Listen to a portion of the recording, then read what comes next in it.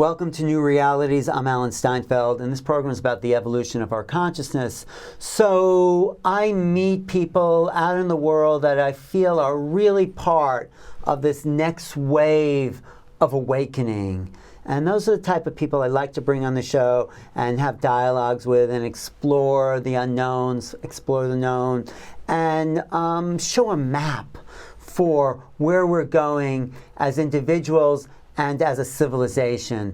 And that's why I'm very happy to have today with me Oren Harris. Thanks for being here, Oren. Awesome. You're a visionary and you're a coach, and you are someone who connects in with the flow of existence, the flow of time. So what's going on here? I mean, you're young, you're in your, what, 30s? Ageless. Ageless? Yeah. Okay, sorry. You're ageless. And, but you're part of a generation that has come in awake in a sense.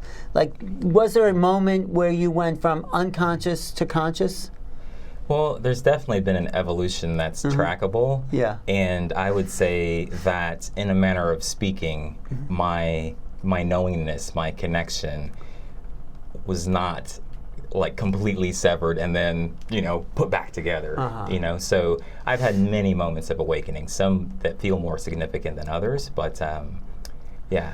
But what's interesting about you is you take that awareness and you coach people. You tune into where they might be, where their next level might be. Mm-hmm. So what do you get from me? What do I get from you? Well, you could be. Yeah, we could share whatever. Yeah. What's how can I go to the next level as you see it?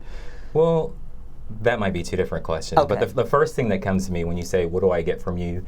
is that in this form right now of like interviewing, right, yes. and that's something that you're known for.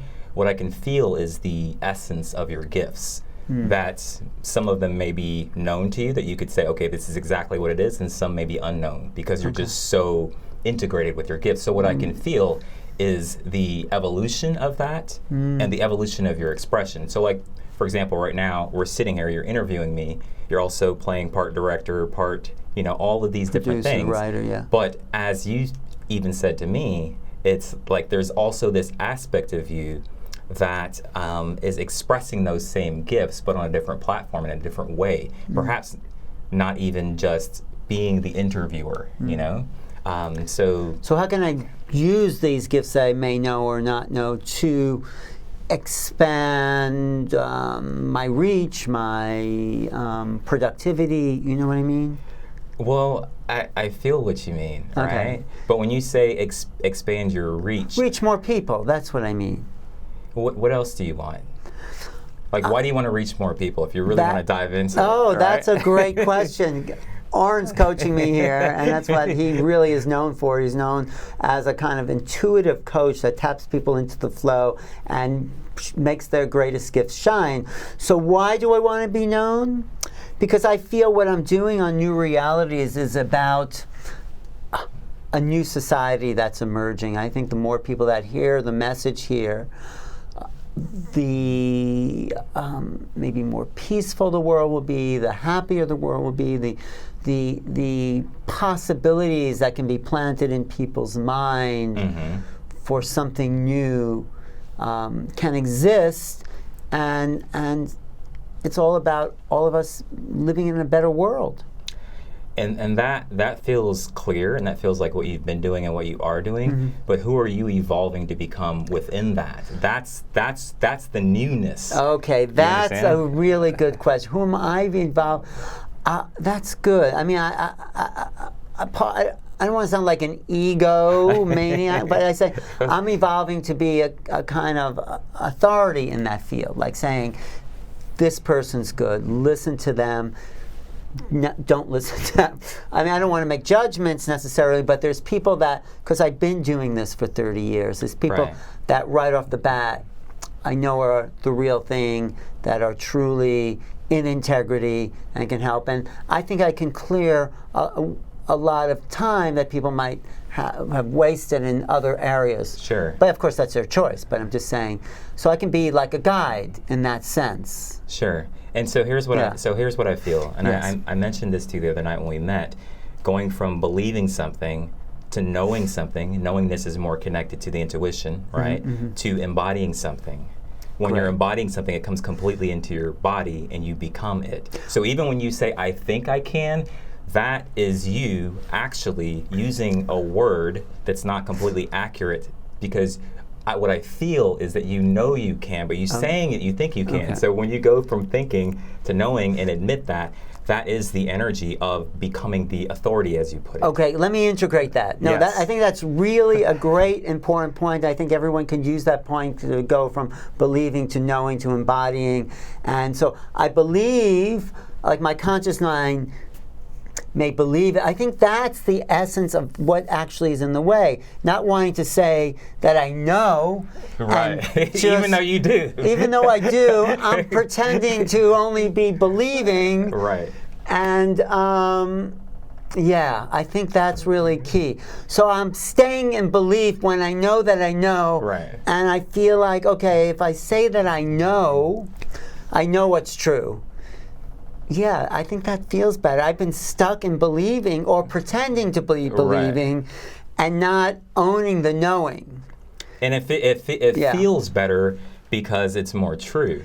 That's why it feels better. You're not resisting something that you know, because when you're resisting your knowing, it's like resisting your own self. That really helps me, actually, I have to say. I'm glad you're on the show because I've been, I think I've been not willing to acknowledge my knowing and stay in believing, which kept me in a smaller... It's keeping you safe in some way. And smaller. Right. When I say that I know, it was more power, and there's a little bit of a risk, but it puts me out in front. And I'm saying I'm knowing. I know this. I know. Right. There he is. I'm just getting it. So I'm saying that I know, and in the knowing, I can feel my energy expanding. Exactly. I can feel there was like a false ego sense, not wanting to acknowledge the knowing. Yeah, it's one of the slipperier parts of the ego. It's like if this was the center point, and this is exaggerating, like, look at me, and this is the center point, like the heart, right? This is just truth embodied.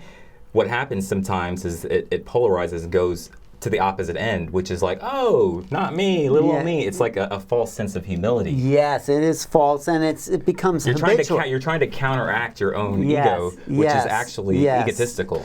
Yes, it is. So, no, that really helps. So going from, well, I'm just curious, in your coaching, you tap into this feeling, this sense of feeling of, you tuned into me as a feeling being, right?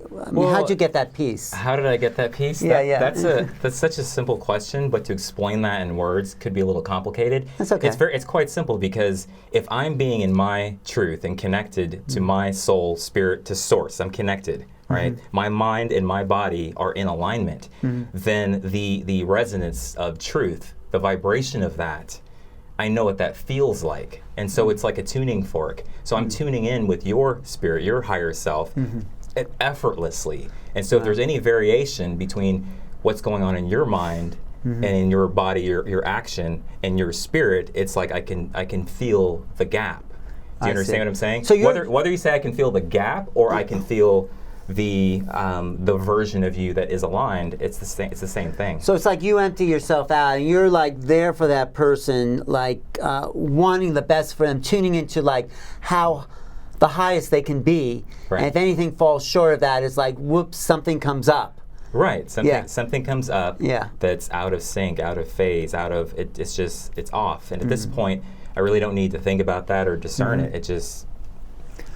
Okay, so I just went from believing to knowing. I've acknowledged that. That's a big step. Just simply admitting that, because now that vibration of knowing, which is your own energy, is able to come into your body and actually infuse your mind. So even when you ask questions like, what are the steps that I should take? What can I do strategically? Should I do this? Should I do that? Yes. Even the ability to answer those questions in a way that's powerful and best for you, when you take the energy of knowing, it's coming directly from your intuition. So now you get the advice from your higher self rather than from your mind only. So I don't even have to ask questions in the old way. The old way was based on believing I had to be a certain way. When I say I know, there's a deeper, more solid resonance to that. Right. Even when you said how I want to reach more people, it's not that you don't want to reach more people, but what you're feeling, that is your own expansion, is who is the becoming. It's the vibration of who you're becoming, and that you is naturally, so what I'm saying is that's not exactly what you want. It's not only what you want to reach more people, you want more of life to flow through you. That's the experience of next level, which is just more of you. Yeah, I want more life, but I also, that's for me, but I also feel like there's something just in sharing this dialogue that can benefit so many other people. For sure. Yeah, so I want that it's for not me. One or the other. What I'm saying is it's both, and prior to this, a few moments ago, you're more focused on just the one, but it's like that's in motion. That's who you are. Right. That's what you do. And so if you're going to do that on a bigger level, then the bigger you is going to flow through that intention, because the core of your intention to reach more people and all the reasons you want to, that is pretty steady in you. No, it's great. Yes, I feel that. I was going to say believe it, but I know that. I know that. I just had this. Good catch. So going then from believing to knowing to embodying, you were a sports coach for a while. Is there something that you learned? Because when you're doing sports, you're embodying the movements, the vibration. You're not even thinking. You're not believing. You are being. You're embodying. Was there something that's about this next step, going from knowing to embodying, that you learned as a coach? Not as a sports coach, but as a coach for sure. So let's go. How do you go from knowing to embodying? What does it mean to you to embody? Very similar to what I just experienced with you, is like my going from knowing to embodying is like coming out of hiding, essentially. And like, why would I hide or anyone hide? It's fear and judgment. It's always really the same thing, right? And so the more and more I developed my gifts and shared them through my speaking and coaching, consulting and whatnot, along that evolution, at different stages of my development, I was going from this cycle of believing to knowing to embodying, right? So if you want to look at it that way, and for many reasons, really all just one reason, I too would be hiding. For maybe people can think I'm strange. Maybe they'll be like, how do you know that? Or you'll be put in the spotlight. spotlight. Or you'll be put in the spotlight, and some negative association with that. So that's one thing that would. So the safe version to counteract that belief, which is not the truth, is to hide and maybe like say things like, "Oh, I think," or "I believe," when I actually can feel knowing. Or put another step in the process that's not actually there. Like if I were to, I can't really do it right now, but if I were to be hiding right now, even with what I'm saying, you can hide. And it would be like me saying I'm channeling right now, because that might feel safer. I see. It's like it's not me. Right. Do you get what I'm saying? I do get what you're saying, and I think there are people who do. There are great channels, but there are people who don't want to take credit, and they do that. So But how do you define embodiment for you, and as you translate it to your, communications? To me, how would I understand it? The word embodiment? Yeah, what do you mean by going from knowing to embodying? I'm trying to get that Embodiment or alignment is really the same thing, and you can observe that through the simplest concept. If I said I wanted some water right now, and that's a desire, and that desire is moving inside me, at this point, like that's an embodied idea. So there's no opposition to it. There's no opposing point of view. There's no doubt. There's no fear. It's just like, oh, there's some water. Boom, I'm drinking it. But how is that different from knowing? Well, it differs from knowing in the sense that it comes fully into the physical manifest realm when it's embodied. It's like when you're in the flow, you're actually in a state of embodiment. Because okay, we all know intuition and connecting to your intuition. Sometimes your intuition occurs to you as a gut feeling or a translation or something that you're receiving. So there's you who's receiving it, and then you act on it or you don't, and whatever happens, right? That's you accessing intuition. But when you come into embodiment, now there's literally no time, there's no separation between you and your intuition. So that is like embodying the information or embodying the frequency, which frequency and information are the same thing. Okay, I think so I get. now the flow is just, you are the flow of that idea in motion now. So there's no like I'm accessing my intuition. Right. I think I get what you're saying. So well, from believing to know, believing is like, you're hiding. Knowing, there's still a gap between knowing and just being in the flow of embodying. I mean, I could say I know this, I know that, Right. but when you're embodying it, you're not even thinking about knowing. You are moving through it. Right. It's just life coming through you in that moment. So, yeah, there's this next level of just being. You could call it being then, in a sense, right? Between knowing and being. Knowing is still a little mental. Being, it's like, here we are in the totality of this moment as we are. Right. That's how I would say it. Yeah. I mean, if that makes sense. Well said. One thing you said, though, I wouldn't say, it's not that believing is hiding. Believing is just it's just somewhere else on the spectrum. It's like you have less opposition to the idea. You're believing it. Well, I only said believing was hiding when I used it, like said, I believe. You're right. When for me, it's like, I believe I want to do this or that. So instead of saying, no, I know I can affect people with the type of programming that I put out there. Right. You said, I think. Yeah, I think or I believe. Yeah. When you actually know. Right. I know. Right. So that I felt like I was hiding. But yeah, for other people, they may believe and not know, and that's okay. But as far as if you know, you know. You know. And take credit for knowing. Right. And I think that's the word credit is one of the things that people fear in a sense, because especially in spiritual traditions and people who are very well read and very well practiced, it's like this whole idea of not wanting to be coming from the ego, and so then you compensate, and like I said, you go into states of false humility. Right. So taking credit sounds and translates to in some people's mind as the ego, like, oh, I'm taking credit, look at me. Right. But whatever is. It's like somebody coming and saying to me, oh my gosh, Oren, I went to your workshop and like you're so amazing. Right? It's like if I'm in a state of oneness and one with them, even though that has no real it may not have any real substantial effect on me, I would be lying if I said, oh no, or I can't feel why they're saying that. Why? You get what I'm saying? No, I do get what you're saying, and I think it's okay to say I did that. It's like I created that. I'll take credit for that. It's okay to have a presence in the world and saying, no, it's not me.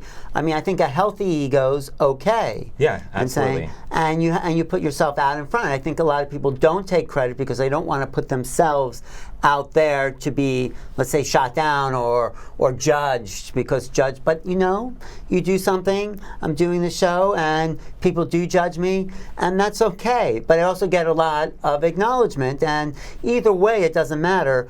I'm just doing what I do.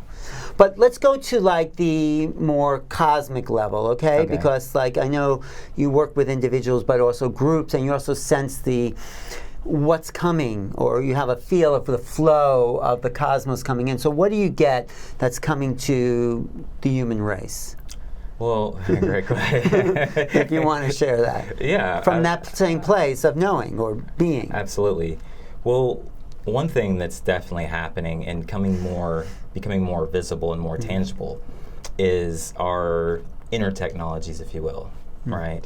And I see things that might seem out there in terms of their practicality and reliability becoming more and more and more and more practical. Like what? Like telepathy, for example. Okay. We're constantly communicating with each other all the time. However, the predominant stance or opinion for most people is like, okay, well, yeah, that's happening more and more and more, but it's not as reliable as my smartphone, for example. Like, I know I can pick up the phone and dial Alan, and you're going to be on the other end. But it's actually more reliable when you really tune in to those levels of awakening. Right. So things like telepathy, which is just, you could say, an evolved form of communication, but it's not even really evolved in the sense like, oh my gosh, now we're tapping into it. It's like where that dimension where the telepathy is occurring is merging with this dimension. And so when you and I both have a knowing and an awareness that we're communicating, then that's when we start to call it more tangible and more real. But even when it's not, it's still happening anyway. Do you see that happening with a lot more people? For sure. You do? Because I do, but I'm only talking to those people, so I don't know if it's really happening in the public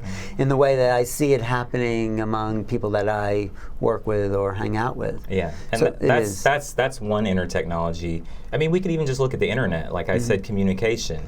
Google, right? That's a search engine. When we ask a question to Google, you can Google just about anything nowadays, right? But like we are Google in a sense, and so like the ability to have authentic questions coming from inside us and to receive the answer from the infinite intelligence that is accessible in every moment. I like that. So if you have a question, you ask the inner Google like something, right. and then you could just do like an automatic writing, see what comes out. I mean, I've done that. People do that. The kind of flow. Right. You ask yourself a question, and then you just start writing, and it's surprising what does come through when you're not thinking. Absolutely. Or believing or in the way. The answers do come from this higher level. They do. So that's another one is like the GPS system in our car. At this point, it gets really precise. Like go 100 yards, right? Turn right. Go 100 yards, turn left. And if you turn right instead of left, it just reroutes you. It just reroutes you. So that technology is something that, once again, it's not new. Just like telepathy is not new, but more and more human beings being able to more consistently and reliably utilize that type of technology. Right. Well, as you say that, I'm thinking of this mystery school I was a part of where we'd go blindfold and we'd have to be in this like maze, and you have to only rely on your own inner feelings to know the right directions to go to get to the center. Right. And it's like that's like an inner GPS. It's like, okay, where's the feeling of movement, and this direction doesn't feel right and this direction does, and it's all about fine-tuning that inner sense. So, and I use that every day walking down the streets of Manhattan, that inner GPS. So thank you. That is great. What other inner technologies? Because I really enjoy your perception of that. For sure. Another thing, and this is more being mimicked. It's being mimicked in technology, but also in nature. It's just group consciousness, like the ability for, and this is seen in people who channel collectives of energy. Yeah. Well, human beings more and more and more consciously, because we're already doing it, are able to operate just like the birds fly in perfect formation, and they can dart off or come right back in. I think the implications of what we'll be able to do with that in terms of our desires and creating and co-creating together is amazing. So group consciousness, the ability to be as one mind or one voice or multiple voices and span in and out of that. No, that's really true, because I've been to a couple of groups that talk about collective consciousness, and there's demonstrations, and everyone gets that. Everyone becomes part of the field, and everyone feels the same thing. So that is another, that's not even beyond the internet or all that. We are already kind of tapping into that. So we have to develop this inner sense of awareness in order to take hold of these gifts. Yes, and I would say, there's not any one answer or route towards that, but I would say the biggest obstruction to that is, I could encapsulate it in one word, it's just judgment. So if you mind, like, if you take transparency, right? The more transparent you are to yourself, the more transparent you are to the world. I don't just mean like visibly, like, okay, people can see me, now they can't see me, or I'm saying something, I'm not saying something. I'm talking about the way we flow and use our energy to be completely open or to hide for various reasons. Right. The more transparent you become, you just become aware of all these things that are already happening. And so even telepathy, for example, it's like, I heard a comedian, Louis C.K., do you know who he is? No. A really funny guy. He was talking about how he'd play hide and seek with his 4-year-old, and him and his wife would have to act like they can't see her, because she would go hide like right up against this curtain to be like, you can't see me. And they go, we're coming. Is she in the closet? No. And he was talking about how ridiculous that is. But to me, to articulate this in terms of dimensions of awareness, that's how it is. To think that we there is an actual thing called privacy is really an illusion of our perception. So if you looked at it in terms of dimensions, if part of our consciousness is transparent to each other on this dimension, but you're operating over here and I'm operating one dimension above you, then you might think you're hiding things from me, and I would be looking at you like the cute little 4-year-old. Oh, that's so cute. Right. Do you know what I mean? But it's like the information's accessible. But we do that all the time, We do because it all the time. just looking at someone's face, you can tell, are they in pain? And you ask someone, are you okay? They say, oh, I'm fine. I'm fine, good. Right. So, but we have that transparency, but we ignore it for social politeness or something. But you can say, hey, yeah, you look upset, or you look, joyful. So I think that's really important, these levels of knowledge that you're pointing out here that everybody knows. So what's the next step for you? Where are you going? What do you see happening in your business, in your life, in your reality? Well, teaching more teachers is one thing that's next, right? And certain levels, for lack of a better word, of my work or my own experience and what I know to be possible, bringing that into a teaching, to me, is its own art, right? And so I've really been, in the last, I can't say how long, year or so, very receptive to and very inspired about being able to facilitate at new levels, but to teach at new levels. So like taking a course and bringing some sort of a foundational like track that somebody can go on, like, okay, I do this, and then I wind up at this new level of life, right? What would those this be? Coaching coaches. So if I look at my own evolution of my capacity as a coach, right, or to extract that and put it into a teaching now, right, which is different than me just being able to do it. That's me being a facilitator. So this is something that I'm up to. And I haven't decided specifically on the names of the different levels, but for example, it's like going from being a coach to a super coach to a master coach to a miracle coach. That's what you're calling yourself, a miracle coach, right? Yes. You're taking credit for that. I'm taking credit for that. You're taking a stand for being a miracle coach. I'm taking a stand for that. Yes. Good. Absolutely. And that's. And so if right now you say, okay, so teach me to be a miracle coach. What's the teaching? Well, the teaching is coming from my knowing and from my being, and so it doesn't exist in an actual form until I extract it. So I'm doing that with coach training. I'm doing that with meditation. I have not been in the public eye teaching meditation. It hasn't even been something that I've been doing. However, it is something that I am inspired by and something that I'm very capable in. Because you feel like the core to the person's evolution is from within? Is that why you coach people or want to on meditation? Would be the reason? Well, I wouldn't say that like that. Okay, well, I'm just curious what you feel. Well, there's what I feel. Like I feel the inspiration and the impulse to teach meditation. Right. And from that, what's come to me so far is 3 different levels of meditation, moving deeper and deeper into one's consciousness and moving into a state of super consciousness. What are those 3 levels? So level 1 would be like traditional meditation, where you start to withdraw your attention from the stream of thought, incessant thought that's constantly going on in your mind, right? And become more or less the observer of those thoughts. So in withdrawing that energy, your body starts to move into a state of relaxation, your brainwave frequencies slow down, and that's pretty successful as far as meditation goes. Level 2 is moving now even deeper into stillness. And so the gaps between thoughts start to widen, and then eventually teach people to go into the zone of no thought, like the off switch, and level 3? And then level 3, well, one other thing I would say, level 2 or level 3, which I'm not certain of this because I'm you're launching just this, developing right? it, yeah. Right, is also the ability to teach instant meditation. The ability to instantly drop into a meditative state. And level 3 is moving now where most people would be asleep in terms of looking at it through brainwave frequencies, right? Dropping from beta to alpha to theta, which is right on the border of sleep.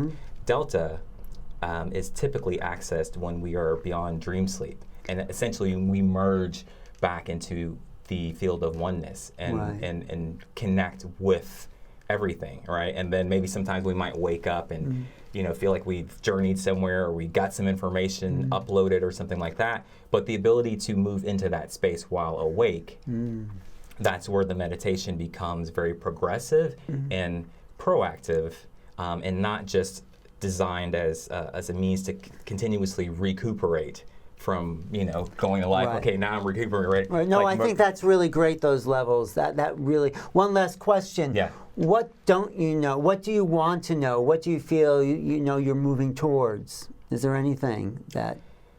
At this point, it's not that there's not anything. It's that I don't always interact with myself in that way. And what I mean by that is I don't need to have a point of focus or a conscious desire and move towards it and then have a result.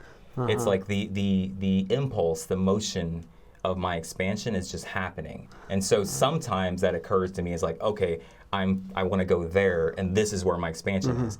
Other times it just occurs to me as a knowing that I'm saying yes to. And so the information, if you will, because becoming any expression really is just information, which is vibration. It's just moving at a faster speed. Like knowing is a faster speed than belief, for example, right? And so some of my beyond is something I'm just more tuned to, and so it's more subtle, the impulses. So you just dropped into yourself most of the time and feel yourself pulled in the direction that is for your highest good and maybe everyone else's. Yeah, and sometimes that occurs to me from like intent, and sometimes it occurs to me as revelation.